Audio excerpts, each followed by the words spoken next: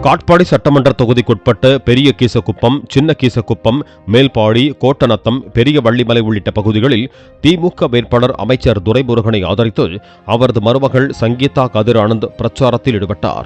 தமிழக அரசின் சாதனை திட்டங்களையும் காட்பாடி தொகுதியில் மேற்கொள்ளப்பட்ட வளர்ச்சிப் பணிகளையும் மக்களிடம் எடுத்துக் கூறி வாக்கு சேகரிப்பில் ஈடுபட்டார்.